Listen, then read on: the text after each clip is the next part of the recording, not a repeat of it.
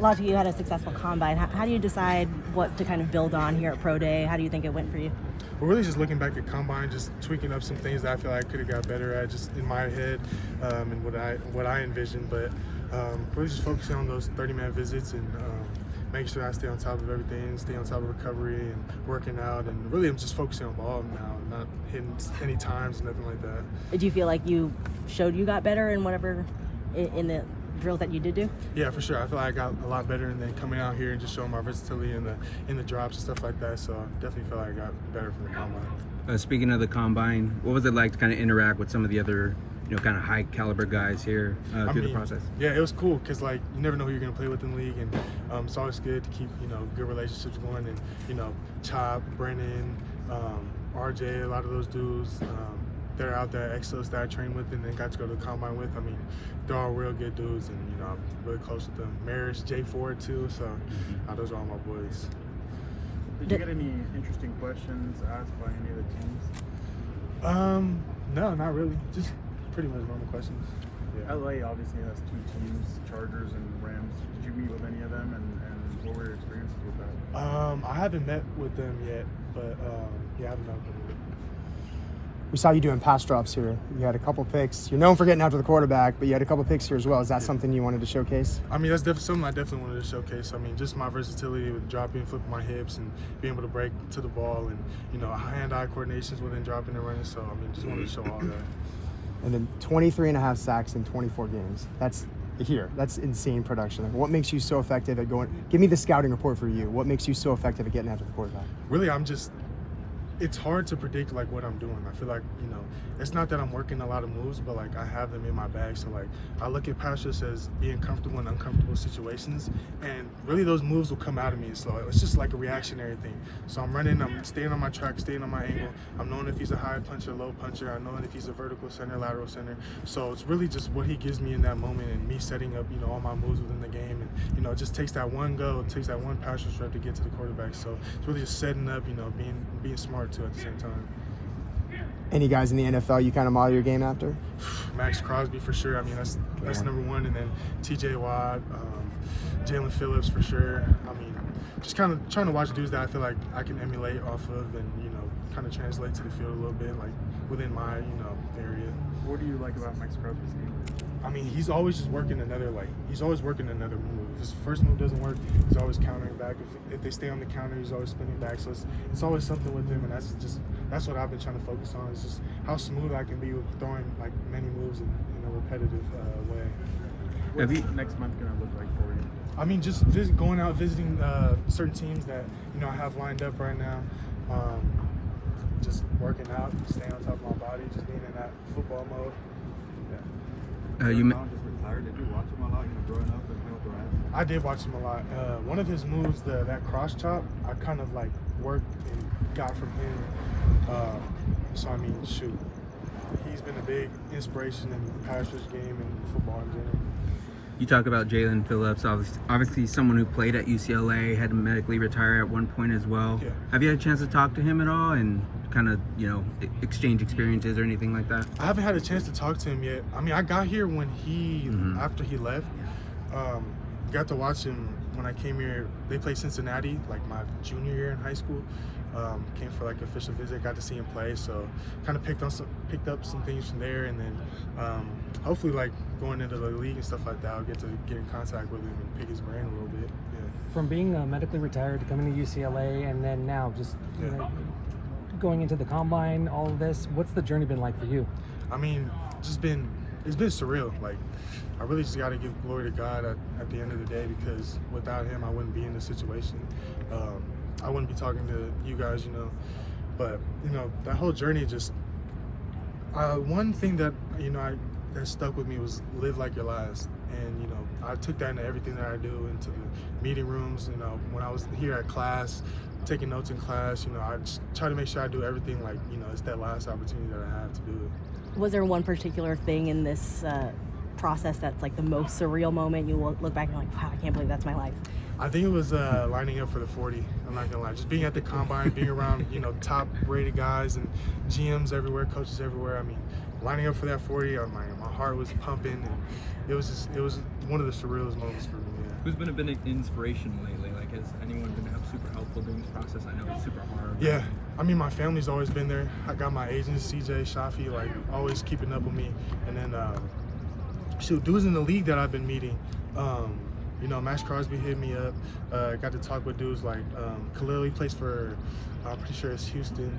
And then I got to talk with Rasheem Green. Got to talk with a lot of dudes, and they give me pointers and stuff like that that make it more comfortable for me, and you know, less like stressful, I guess. Yeah. Was there ever any darkness for you? A moment where you thought, "This is it for me. Like I'm done." Was there ever any doubt in your mind you'd get back here today? There's never any doubt in my mind, but when you're told like, you know, you would never be able to do something again, you just kind of like, damn, I'm really being told this. Like, it's crazy. But I never really got in that dark place. I never, you know, I get emotional at times, but never got in that dark place where like I felt like giving up on everything. Like, I always continue pushing on and, you know, trying to get better at everything I was doing. That conversation with Max, what was that like? I mean, you model your game after him and everything, and you appreciate his game. Just was it surreal getting to? I mean, it was surreal as hell. Like, you know, dude like that, like being pretty much the best defensive player in the nation. Like him reaching out to me and, you know, giving me some tips and pointers and stuff like that. Like, I don't know, it means a lot to me. He called you? He texted you? He texted me, yeah. So how much does it help, you know, having 2 years of film to maybe answer any questions NFL teams might have about, you know, just medical and all those sort of things? I mean, it just shows that I can do this on a consistent basis, that I have consistency on my side, that, you know, I have no complications with anything, that I'm good to go. Was that something that teams at the Combine were still asking you about, the injuries? And they just whatnot? wanted to know the storyline and everything that happened, pretty much, yeah.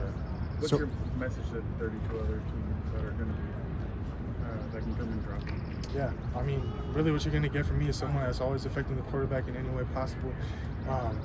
Trying to make any kind of throw hard for him, no matter what it is. Quick throw, long throw, you know, mid-range. But it's just the fact that I'm always, you know, getting to the quarterback, affecting him, freeing up guys on the inside. And then in the run, that I'm stout in the run, that I have no problems there. Do you have plans for the draft yet? Are you going to be there? Are you going to be watching with your family? What's your hope? I don't know yet. I mean, what it's going to come down to probably just being with my family, stuff like that. But who knows? I might go to the draft if I get that invite. You're going to have to come up with an outfit for that too, though. I have a suit made, so. Okay. Oh, okay. What's any potential suitors that could draft? What should they know about you, the person, off the field? Obviously, everybody knows what you do on the field. Yeah. What should they know about you, like what kind of person you are? Yeah, I mean, I'm really a personal guy. I can relate well to a lot of people, you know, I have patience and stuff like that. So, you know, a lot of things don't get me mad. Like, they might, like, you know, tick me off, but I never show my emotions. I never, you know, I'm good. I'm like I said, I'm patient. You know, I don't let things get to me. You know, in the locker room, I'm a guy that, you know, everyone comes up to, just chats with, you know, just joking around, playing music. So it's really just, I'm just a chill guy at the end of the day.